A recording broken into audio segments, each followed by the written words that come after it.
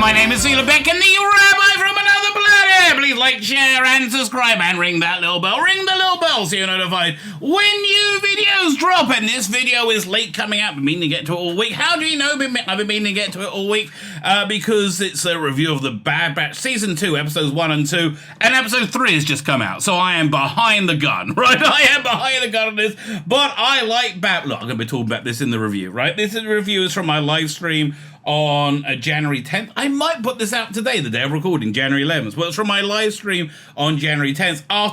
Okay, this is the third time I try to review it. I just got bumped with all this other stuff going on. What do you want out of me? But I like The Bad Batch, okay? I do. Unashamedly, I like it more than I like Clone Wars, and I didn't really like Rebels. But anyway, as I said, we get into this all with a review. We give you a potted history of what it is. If you don't know what it is, I'll let you know. If you have Disney Plus, I recommend this. It's definitely worth a watch. Honestly, though, the best thing that they ever did in terms of these animations was the final Clone Wars story, which was like a parallel story to Revenge of the Sith. That was awesome. That was really freaking awesome. Nothing has been able to touch that, but this kind of dovetails nicely into that. But I'm repeating myself because we are going to talk about this in the review. Before we get into it, like, share, subscribe, comment, all those things are very good. I mean, one comment that I had is, it's Disney Star Wars and I don't want to shoot myself in the face. I mean, 2022 was not a good year for Disney Star Wars, was it? I mean, we had Obi-Wan Kenobi. That was trash. Right, that was trash, and Andor, which was agonizing trash because there was actually a good movie. There was a good 2 to 3 hour movie in there.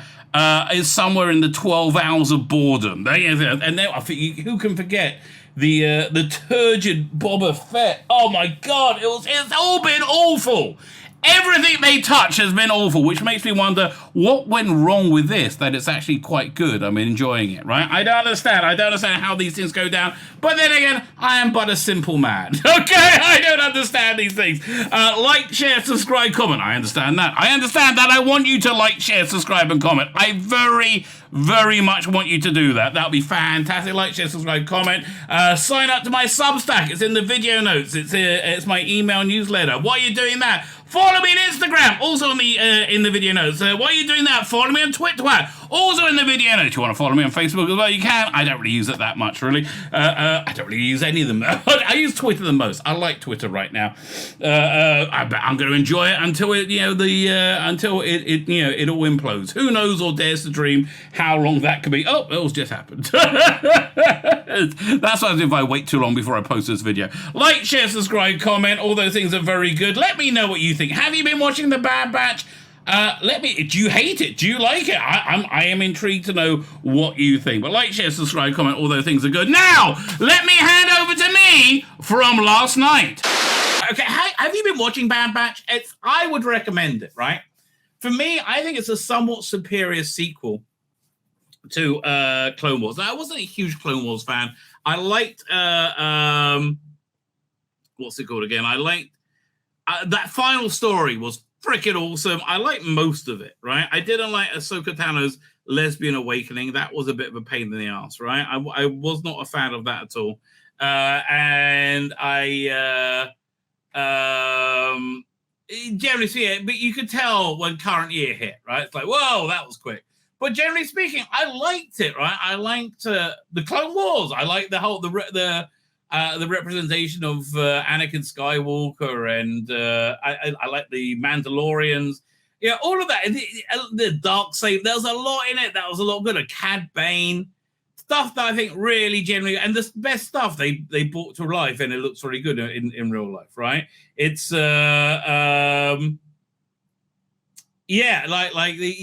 I liked a lot of the Clone Wars. It was the equal of the prequels. And I think, look, the prequels were never the original trilogy, but yeah, they were their own thing. And you kind of get carried along by it, by the people who grew up with it, their nostalgia of it, right? So that's, I kind of ride that wave a little bit. So I kind of like it, right? I kind of like it.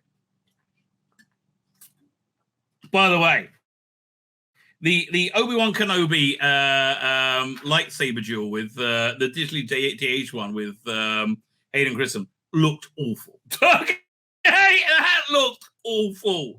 Obi-Wan Kenobi was an expensive series that looked very cheap. That's how yes. Anyway, Clone Wars. So Clone Wars ended by the last, was it 3-4 parter was a parallel story of what was going on with the clones during Revenge of the Sith. So I thought all that was all very good, right? So when this takes place immediately afterwards, right? So we're in season 2. I'll give you an idea of season 1. Essentially, the Bad Batch are a batch of clones that are a bit different. They're kind of like the Dirty Dozen in space. They're very toy makeable, right? So you have the leader who's kind of looks like Rambo. You've got like this giant, one. I can't remember what it's called. You have like a sharpshooter one. I think they had a technical one. And they also had a clone that was, they saved from Clone Wars, who was kidnapped by Count Dooku or something along those lines. I can't remember, but made him to a cyborg. So he's with them. So one of them, so when Order 66 happens, they're able to break their programming, and one of them doesn't, right? So the sharpshooter who didn't, he's now working for the Empire, and he's like the guy pursuing them, right? So that's a good little element in of itself. The other ones broke the conditioning and they went rogue. So the first bit of it was like what went down, which was good. So they were on Kamino, and then Kamino was being destroyed, and I like Kamino's where they made all the clothes. And again, it fits really beautifully with the prequels and with the Clone Wars. And it gets potentially very woke. Woke is the platforming of ideology on an existent successful fan base. Probably with existing successful fan base when they introduce Amiga. All right, so Amiga is basically Boba Fett, a first generation clone, but a girl, right? So I guess they could do a grown up Boba Fett, female Boba Fett at some point, right? Or so they can bring her back like after send a post, Return of the Jedi thing. But it feels like that's what the plan is in general, and it does. And she is stunning and brave, right? But it's written well, and I like this character, and she actually has character, and I care about this character, right? And again, it's a lot of it is there's too much focus on her. But I like the idea of this Bad Batch. They got this like chance at being paternal, and it's so that really I think that works very, very well, right? I think that works. That's really nice, and so but essentially now they're kind of like the they're kind of like something between Blake 7 and the A-Team in the Star Wars universe, right? And they're like get hired out to do dodgy jobs, right? So they get a job. So that's where we are. And Amiga's got this oh wait a second, where's the let me pull up the thumb. Share screen window. It's not there. 1 second. Cancel. Let's find it. It's doink. Oh, I closed it. That was some dumb. Oh no, there it is. Fine. Let's try again. Share screen. Bad Batch. Doink. Share screen. There you go. Bad Batch. So so Amiga's got this like her weapon is like a bow and arrow. It's quite cool. So that's essentially the Bad Batch. So what happens in the beginning of the first one is they got this chance of this really big job, right? Which is Count Dooku had all these treasures, and again, I like how it all ties together. It's very cool. Had all these treasures, which if they can just get, there's all these canisters of them, and I was like, it's a little bit much, but okay, fine. And if they could just steal anything from one of these canisters, they can be rich beyond the dreams of avarice, right?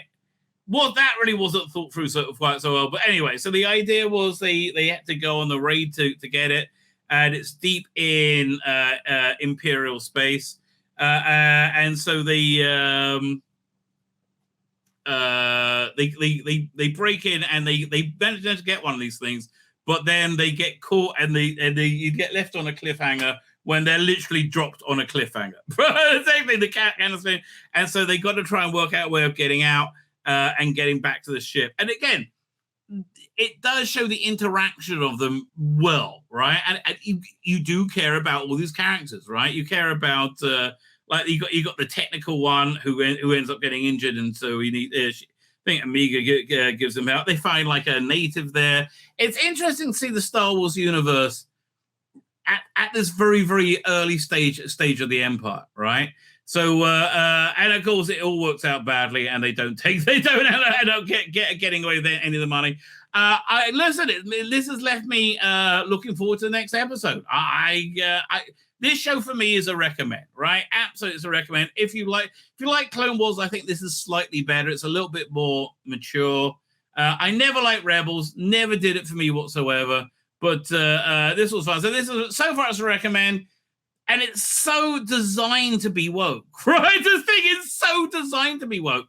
But I think this is an example of how writing uplifts something, right? Hopefully we're going to see the same thing with Doctor Who. My name's Tzvi Lebetkin, the Rabbi from another planet. Please like, share, and subscribe, and ring that little bell. Ring the little bell so you're notified when new videos drop.